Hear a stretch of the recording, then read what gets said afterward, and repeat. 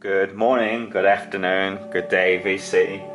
Welcome back to what will be my last video for 2022. Yeah, what a year. I kind of figured out the other day that this is the first year where I have sold more records than I bought. And I was just looking through my Discogs and yeah, I have bought way less in any year than I have pretty much since I started. Barring maybe the first couple of years. It's been a real sort of slowdown for me.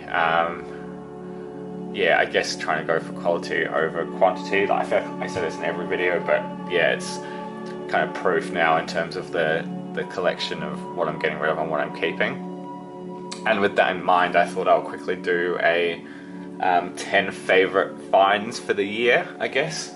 Yeah, I guess, best favorite things I'm happy to have, however you want to categorize it.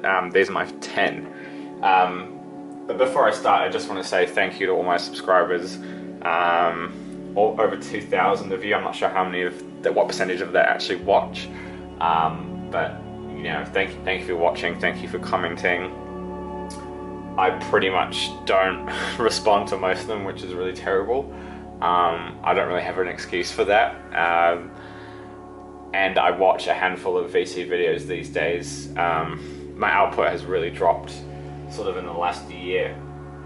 I guess as combined with not buying as many records, I haven't been making as many videos and watching as many videos. But yeah, I thought it'd be fun just to do this because I thought I didn't really have an amazing year in terms of records, but when I actually looked through and pulled out some stuff, I was quite impressed with some of the things I managed to find. All these pretty much well below some of the crazy prices.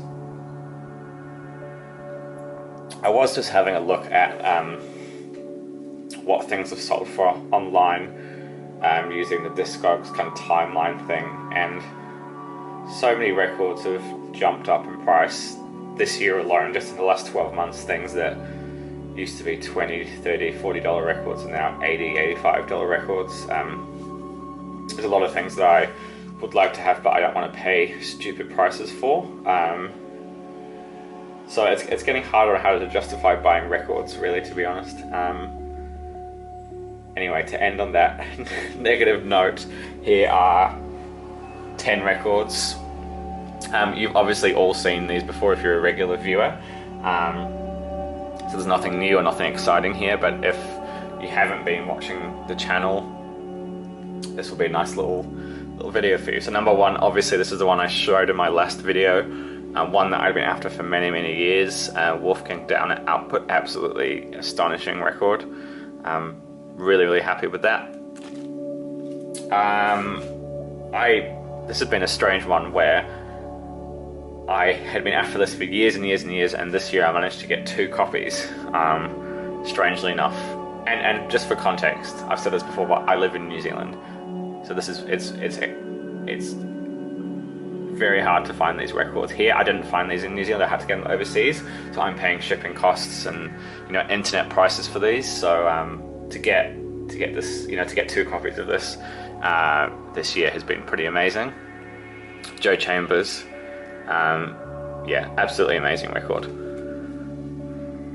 This one isn't super rare or super expensive, but it was just one that I was really happy to find. I've been after it for a while. It wasn't high on the want list, but it's one that I have really enjoyed listening to a lot. It's really easy, really fun, really groovy, beautiful playing on it. The Dave Pike set Infrared. Yeah, I guess it's it's not a super grail kind of record, but it's a really fun, enjoyable listen. Yeah, this one I found when I was out at a record fair in Melbourne this year with Anthony. Yeah, I was really happy to spot this here. I got this for a really good price. Absolutely wonderful.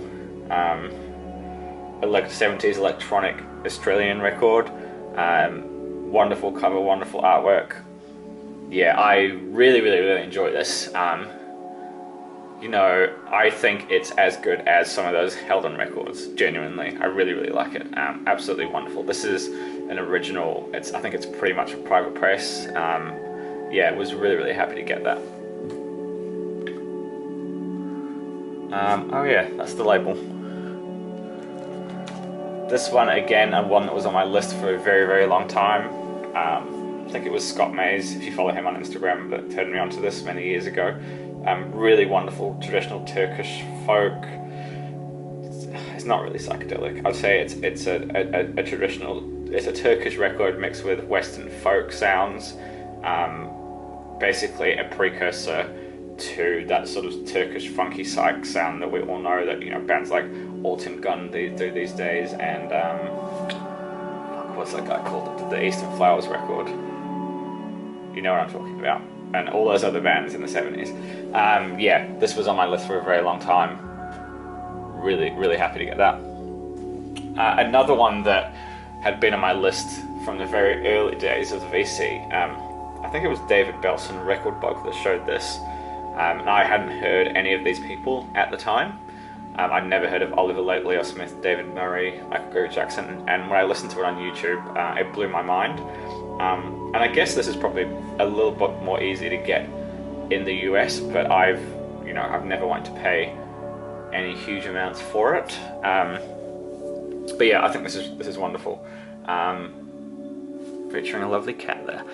Yeah, this is a great record. Avant-garde jazz, experimental, but really beautiful and kind of uplifting in parts, I guess is how I would describe it.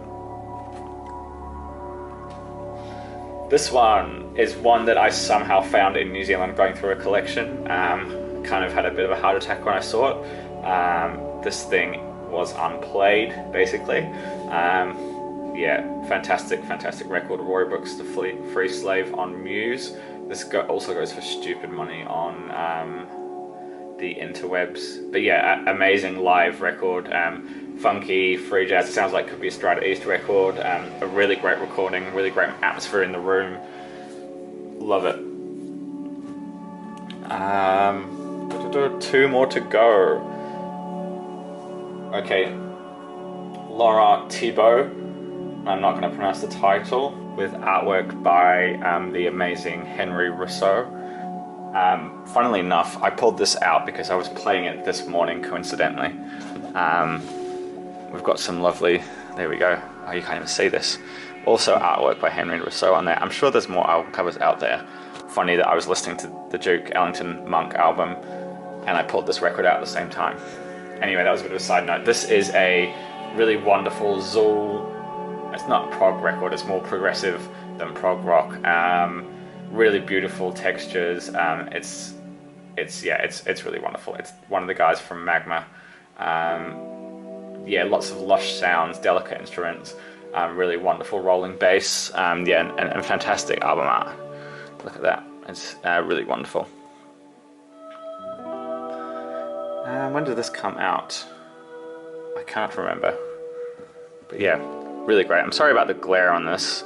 Hopefully it doesn't look too bad in the video. And then this one, what have we got? Oh, we got two more. This one I showed in my last video too. Really wonderful. I won't go into too much detail on it. I talked about it in quite a bit of detail in my last video. Definitely in the top 10. Absolutely fantastic. And then this that I pretty much forgot that I even bought. I bought this all the way back in January this year. Yeah, Alganis Tridgard. I'm pronouncing that really terribly. This is an amazing sort of psychedelic, droney, avant-garde. It's a psych record out of Sweden, basically. It came out on the Silence label, 1972. Yeah, with this really beautiful, amazing artwork here. Did I say 82? I think I meant to say 72. I might even be wrong on that. Yeah. So that for a label. Fantastic. So that was it. So I did do really well this year. Yeah, let's see what next year brings. Thank you all for watching again. Thank you all for commenting. I will see you all in 2023.